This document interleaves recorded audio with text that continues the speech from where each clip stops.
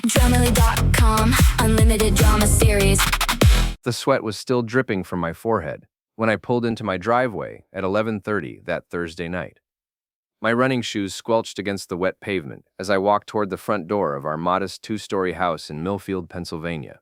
The porch light was on, which meant Sarah was still awake, probably grading papers or working on another one of her endless legal briefs. What I didn't expect was to see Jake Morrison's beat-up Honda Civic parked across the street, engine running, windows down. Jake was our 19-year-old daughter Emily's boyfriend, a cocky little punk who thought he owned the world because his dad managed the local Ford dealership. I was fumbling for my keys when I heard his voice carry across the quiet suburban street. "Bro, you won't believe what happened tonight. I got both of them at the same time, and I filmed the whole damn thing. Craziest shit I've ever pulled off." My hand froze on the doorknob. Both of them. I turned around slowly, my heart starting to pound harder than it had during my 5-mile run. Jake was leaning against his car, phone pressed to his ear, grinning like he'd just won the lottery. Yeah, man, the mom was totally into it, and the daughter, she was filming it for me. Family bonding, right? The words hit me like a sledgehammer to the chest.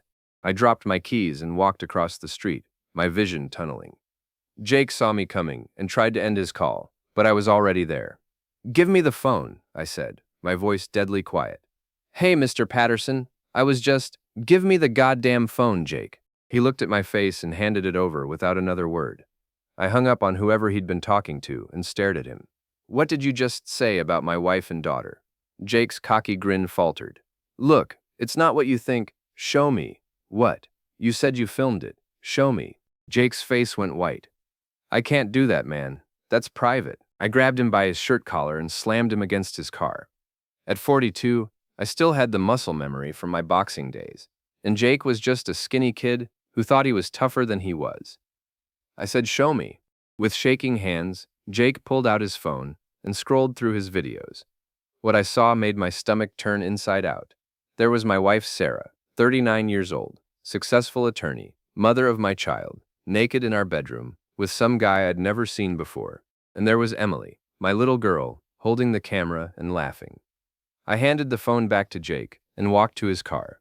I pulled out my keys and dragged them along the entire driver's side, leaving a deep gouge in the paint. Then I kicked in his headlight. "You ever come near my family again? I'll do worse than that to you." I walked back to my house, picked up my keys, and went inside. Sarah was in the living room, reading case files and sipping wine. She looked up when I entered. "How was your run, honey?" I stared at her for a long moment. She looked so normal, so innocent, sitting there in her reading glasses and fuzzy slippers, like she hadn't just destroyed our entire marriage. "Fine," I said, "just fine." I went upstairs, took a shower, and lay in bed staring at the ceiling. Sarah came up an hour later, kissed my forehead, and settled in beside me. I listened to her breathing as she fell asleep and wondered how long this had been going on. The next morning, I called my lawyer. Tom Baxter had been my friend since high school. He was the only attorney in Millfield I trusted, mainly because he'd grown up in the same blue-collar neighborhood I had and still remembered what it was like to have nothing. His office was above Murphy's Diner on Main Street, and it smelled like coffee and old leather. "Jesus, Nick," Tom said after I told him what I'd seen. "Are you sure about this?" "I saw the video, Tom. My wife is cheating on me, and my daughter is helping her cover it up." "Nam to me." Tom leaned back in his chair and rubbed his face. "Okay, let's think about this logically. First thing we need to do is get evidence. Real evidence, not just some kid's phone video." "What kind of evidence?" "Financial records, phone records, emails. If Sarah's having an affair, there'll be a trail. There always is." "Nam."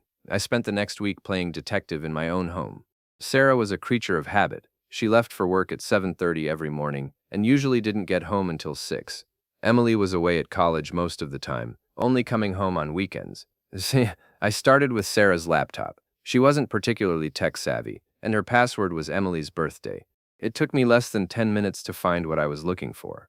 Nam Dawn. The emails went back 6 months. His name was Shane Morrison, Jake's older brother, 28 years old, owned a gym downtown, and apparently had been training my wife 3 times a week. The emails were explicit enough to make me sick. Nam Dawn. But that wasn't the worst part. The worst part was the email chain between Sarah and Emily, where they joked about keeping me in the dark. Emily called me the old man and said I was too stupid to figure it out anyway. I printed everything and took it to Tom. "This is good," he said, flipping through the pages. "Really good. With evidence like this, you'll get a favorable settlement in the divorce." "Nammed, Tommy. I don't want a settlement, Tom. I want revenge." "Nammed." Tom looked at me over his reading glasses.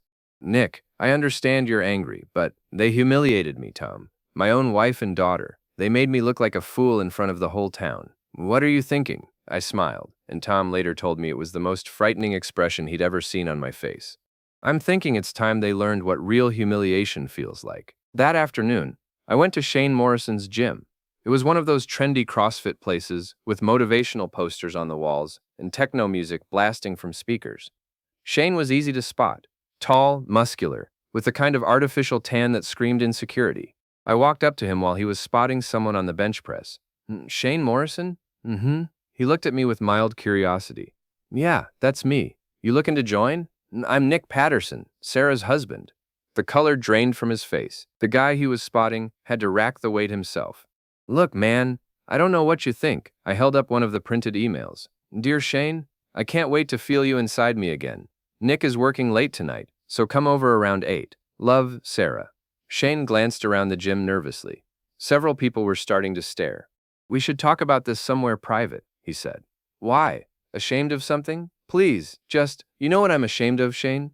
I'm ashamed that my wife had to settle for a pretty boy half her age because her husband wasn't man enough for her."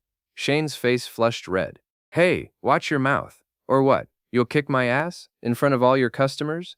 I could see him calculating the odds. He was younger and stronger, but I was angrier and had nothing left to lose. Plus, we had an audience now. "This isn't over," he said quietly. "You're damn right it isn't." I left the gym and drove home, feeling better than I had in weeks. When Sarah got home that evening, she was unusually quiet. "How was work?" I asked, like nothing had happened. "Fine. How was your day?" "Productive. Very productive." She gave me a strange look but didn't press it. We ate dinner in silence, and she went to bed early. I stayed up late, planning my next move. Word travels fast in a town like Millfield. By the next morning, everyone at Murphy's Diner was talking about my confrontation with Shane. I could feel their eyes on me when I walked in for my usual coffee and eggs. "Morning, Nick," said Murphy, the owner. His tone was carefully neutral. "Morning, Murph." I sat at my usual spot at the counter and pretended to read the newspaper while listening to the whispered conversations around me. The general consensus seemed to be that I was either a hero for standing up to the guy who was sleeping with my wife, or a fool for not knowing about it sooner.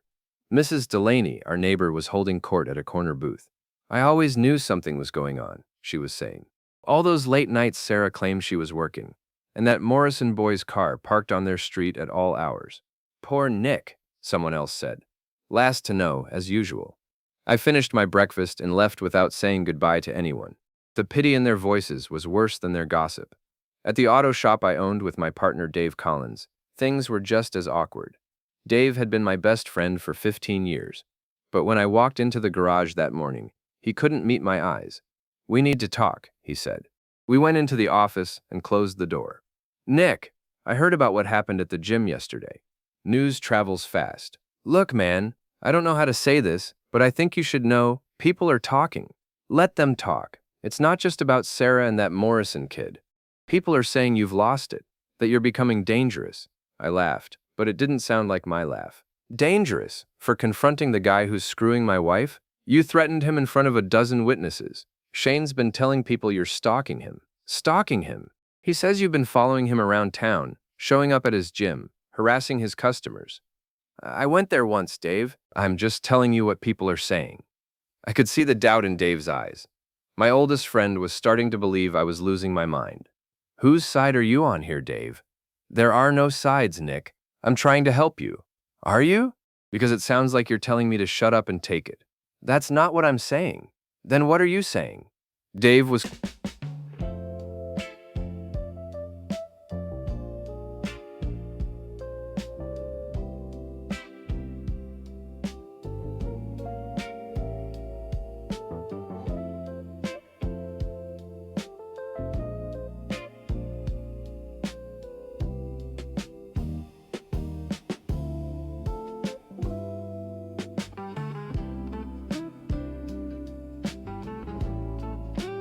quiet for a long moment.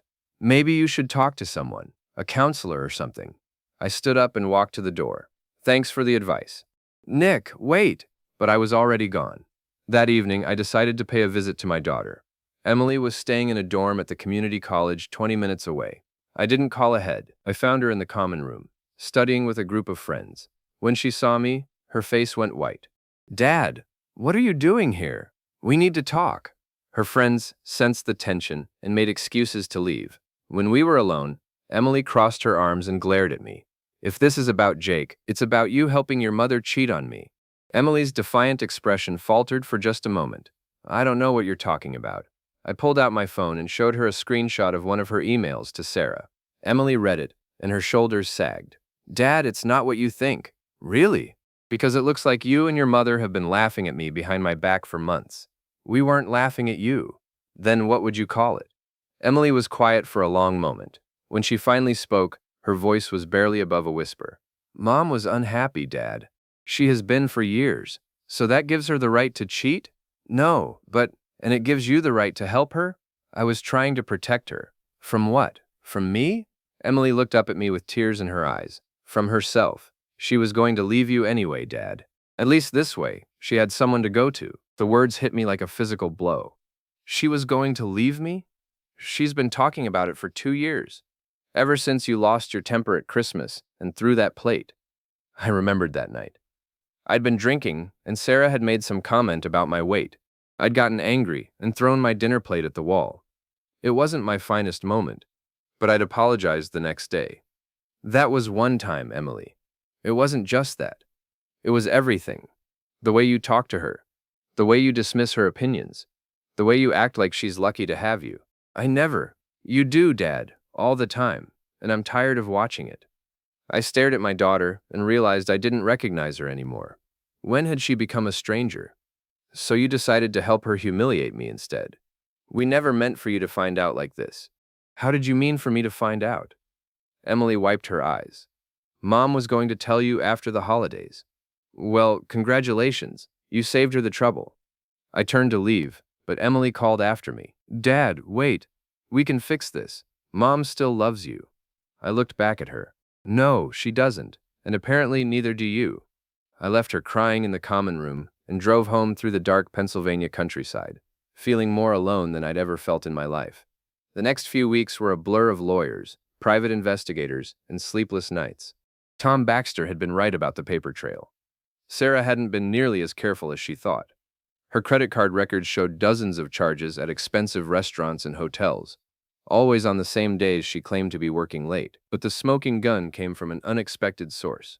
Mrs. Delaney, our nosy neighbor, had been keeping a detailed log of Shane's visits to our house. She presented it to me like she was doing me a favor, but I could see the gleeful satisfaction in her eyes. I knew something wasn't right, she said, handing me a spiral notebook filled with dates and times. A mother's intuition, you know. Mrs. Delaney wasn't a mother, and her intuition was just garden-variety nosiness, but her information was solid. According to her records, Shane had been visiting our house 2 or 3 times a week for the past 6 months, always when I was at work. I took the notebook to Tom, along with everything else I'd gathered. This is more than enough for a divorce, Tom said. Sarah won't contest it, and you'll get a favorable settlement.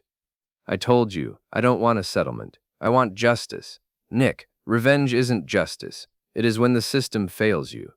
Tom leaned forward in his chair. What are you planning? I smiled. I'm planning to give this town something to really talk about. The annual Millfield Founders' Day celebration was held every October in the town square. It was the biggest social event of the year, with food vendors, live music, and speeches from local politicians. Everyone would be there, including Sarah, Shane, Emily, and all the friends who'd been whispering behind my back. I volunteered to help with the sound system. The morning of the festival, I loaded my truck with speakers, microphones, and a special edition, a laptop computer loaded with audio files I'd been preparing for weeks. I'd spent countless hours editing together the most damaging parts of Sarah and Shane's phone conversations, which I'd been recording since I discovered the affair. The festival started at noon.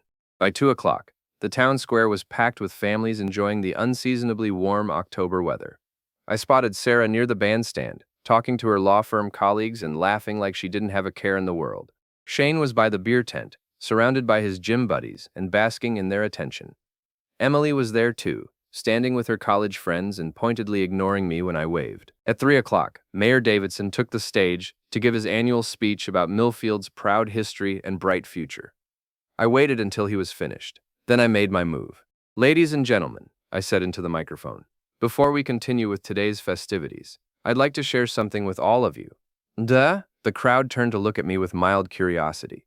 Sarah's face went white when she realized what was happening. Many of you know me. I'm Nick Patterson. I've lived in this town my whole life, raised my daughter here, built a business here. I thought I had friends here. I could see people starting to get uncomfortable. Mayor Davidson was trying to get my attention, but I ignored him. But recently, I discovered that while I was working 60-hour weeks to provide for my family, my wife Sarah was having an affair with Shane Morrison, and my daughter Emily was helping her cover it up. The crowd erupted in shocked murmurs. Sarah started pushing through the crowd toward the stage, but it was too late. Now, I could have handled this quietly. I could have gotten a divorce and moved on with my life, but then I realized 2,000. I didn't get any jewelry. I was ending With a it. diamond goodbye gift? Watch more on Grammarly.com. something. You all already knew, didn't you? The murmurs got louder. I could see guilty faces throughout the crowd. You knew, and you said nothing. You let me walk around this town like a fool while you whispered about me behind my back. So I thought you might enjoy hearing what Sarah and Shane really think about all of you. I pressed play on the laptop. Shane's voice boomed through the speakers. "These small-town people are so pathetic. They think we don't know they're all talking about us, but we don't give a shit. Sarah's got more class in her little finger than this whole town combined." Sarah's voice followed. "I can't wait to get out of this place. Once I divorce Nick and take half his business, we can move somewhere civilized. Maybe Philadelphia or New York." The crowd was dead silent now. I let the recording play for another minute, capturing Shane and Sarah mocking specific people in the crowd, making fun of their clothes, their jobs, their marriages. When it was over, I turned off the laptop and looked out at the sea of stunned faces. I guess that's all I wanted to say. Enjoy the rest of your festival. I walked off the stage and through the crowd. People stepped aside to let me pass, their expressions ranging from shock to admiration to fear. Sarah was crying hysterically. Shane was nowhere to be seen. He'd apparently slipped away during the recording. Emily was staring at me with a mixture of horror and something that might have been respect. Dave Collins grabbed my arm as I reached the edge of the crowd. "Nick, what the hell was that?" "That was justice, Dave. You just humiliated your own wife in front of the entire town." "She humiliated me first. I just returned the favor." "This isn't like you." I looked at my oldest friend and realized he was right. This wasn't like the old me at all. The old me would have suffered in silence, taken the humiliation, and tried to rebuild his life quietly. But the old me was gone. "You're right, Dave. The old Nick would have rolled over and taken it, but I'm not him anymore." I walked away, leaving Dave standing in the crowd with his mouth open. The aftermath of Founders Day was everything I'd hoped for, and more. By Monday morning, the story had spread beyond Millfield. The local newspaper picked it up, then the regional papers, then the internet. Sarah Patterson, respected attorney, had become a laughingstock. Her law firm fired her within a week. Shane's gym lost half its members. Emily dropped out of college and moved back home, though she refused to speak to me. But the real satisfaction came from watching my former friends scramble to distance themselves from the wreckage. Dave Collins called me 3 days after the festival. "Nick, we need to talk about the business." "What about it?" "The customers are uncomfortable. They don't want to deal with you right now." "Because I exposed my cheating wife?"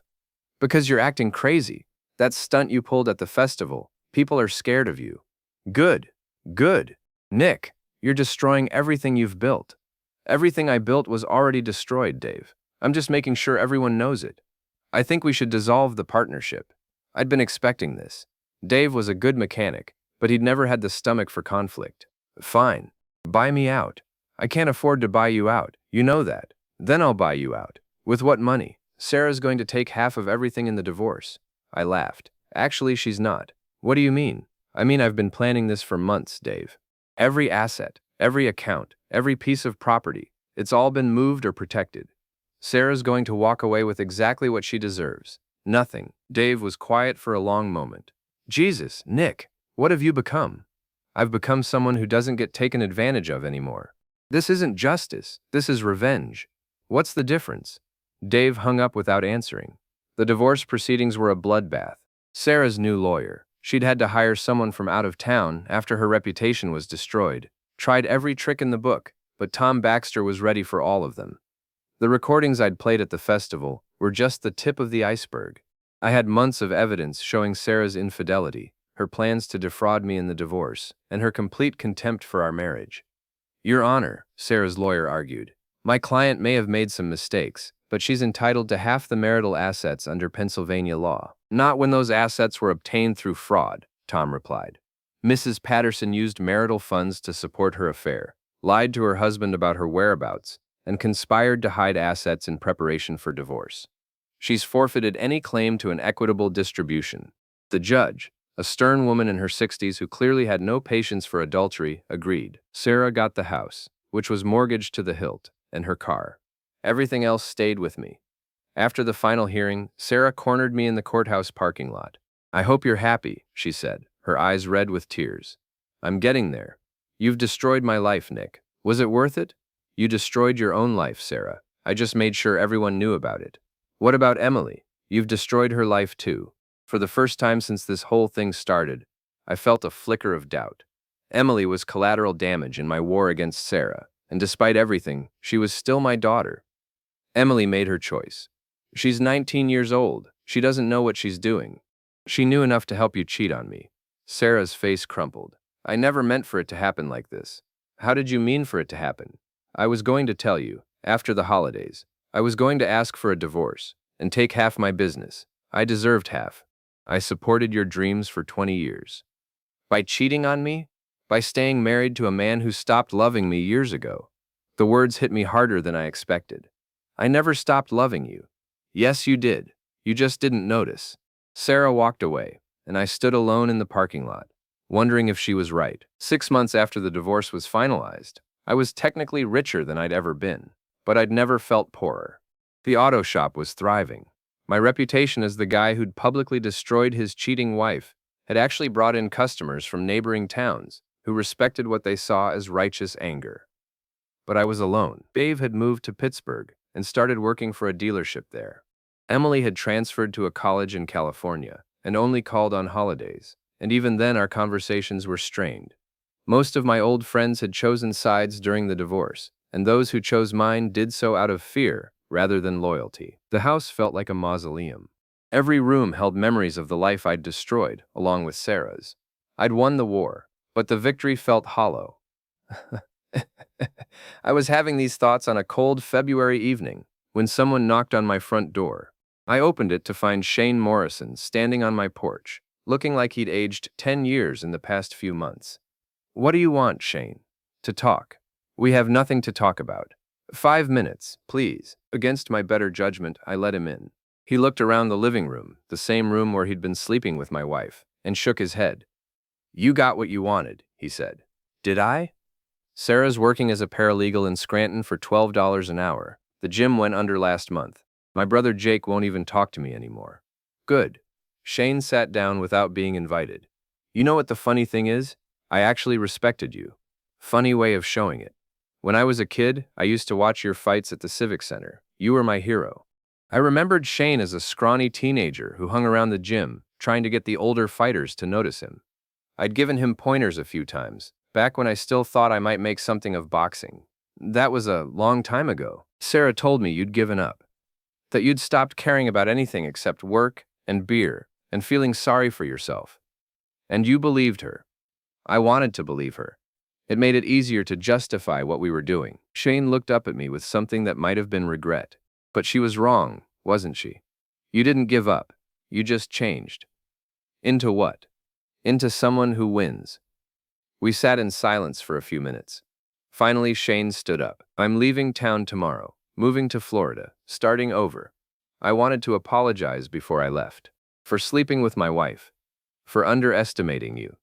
After Shane left, I poured myself a drink and sat in my empty house, thinking about what he'd said. Had I won, I'd gotten my revenge, destroyed the people who'd betrayed me, and kept everything I'd worked for. But I'd also lost my wife, my daughter, my best friend, and most of my connections to the community I'd lived in my entire life. The next morning, I called Emily. "Dad?" She sounded surprised to hear from me. "Hi, sweetheart. How are you doing?" "I'm okay. How are you?" "Lonely." Emily was quiet for a moment. "I heard Shane Morrison left town. He stopped by to say goodbye." "What did he say?" "That he was sorry." "Are you?" The question caught me off guard. "Sorry for what?" "For what you did to Mom, to all of us." I thought about it for a long time before answering. "I'm sorry it came to that, but I'm not sorry I fought back. Mom's not doing well, Dad." "I know. She asks about you sometimes." "What does she ask?" "If you're happy." "What do you tell her?" "That I don't know." After we hung up, I sat in my office at the shop, staring at the framed photo of Emily's high school graduation. She was standing between Sarah and me, all of us smiling and looking like we had the world figured out.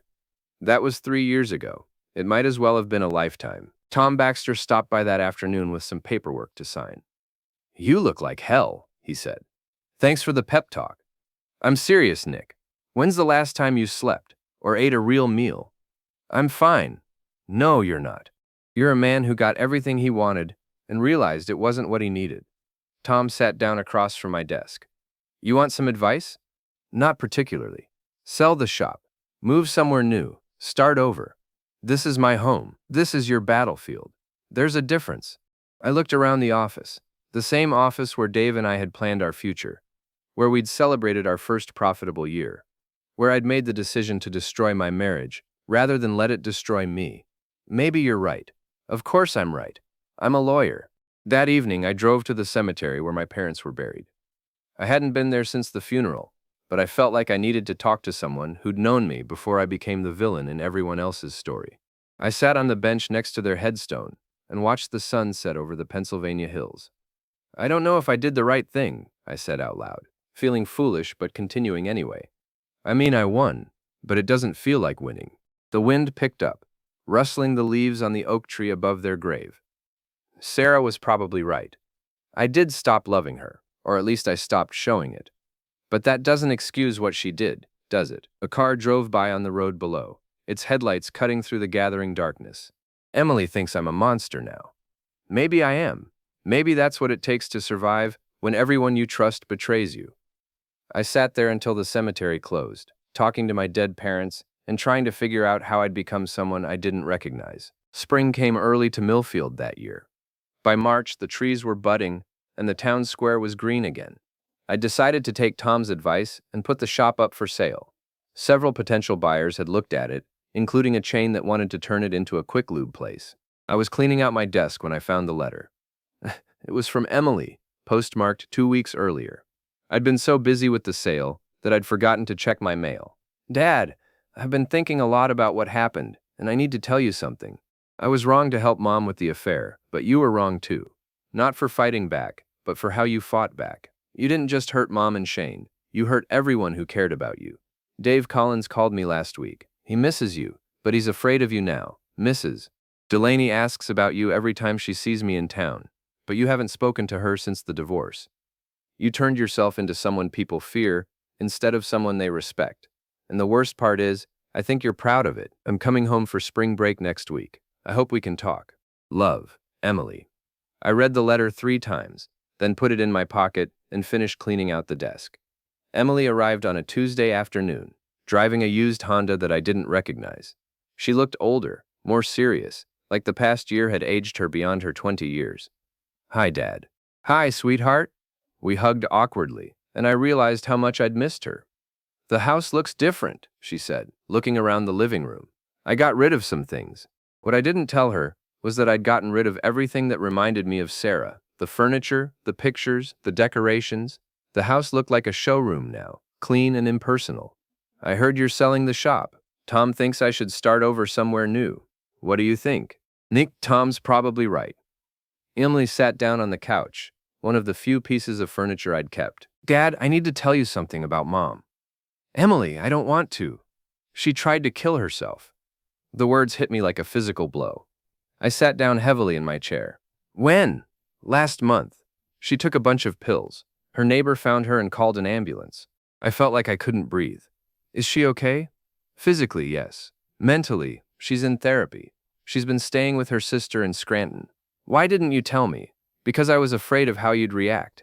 How did I react when you told me just now? Emily looked at me with surprise. You looked scared. I was scared. I still am. We sat in silence for a few minutes. Finally, Emily spoke. She still loves you, Dad. No, she doesn't. She does. She told me so when I visited her in the hospital. Emily, she said she deserved what you did to her, but she never stopped loving you. I got up and walked to the window, looking out at the neighborhood I'd lived in for most of my adult life. It doesn't matter now. Why not? Because I destroyed everything. There's no going back from what I did. There's always a way back, Dad, if you want it badly enough. I turned around to look at my daughter. What are you saying? I'm saying maybe it's time to stop being the villain. That night, after Emily had gone to bed in her old room, I sat up thinking about what she'd said. I'd spent so much energy on revenge that I'd forgotten about redemption. The next morning, I called Tom Baxter. I want to take the shop off the market. Why? Because I'm not running away anymore. Nick, we talked about this. We talked about me starting over. But maybe starting over doesn't mean running away. Maybe it means fixing what I broke. Tom was quiet for a moment. What are you planning? I'm planning to stop being someone people are afraid of. And how exactly do you plan to do that? I have no idea, but I'm going to figure it out. I started small. I called Dave Collins in Pittsburgh. Nick! He sounded surprised to hear from me. Hi, Dave. How are you doing? I'm okay. You? I've been better. Listen, I wanted to apologize. For what? For becoming someone you didn't recognize. For making you afraid of me. Dave was quiet for a long time. I wasn't afraid of you, Nick. I was afraid for you. I know, and I'm sorry. Are you okay now? I'm working on it. We talked for an hour, and by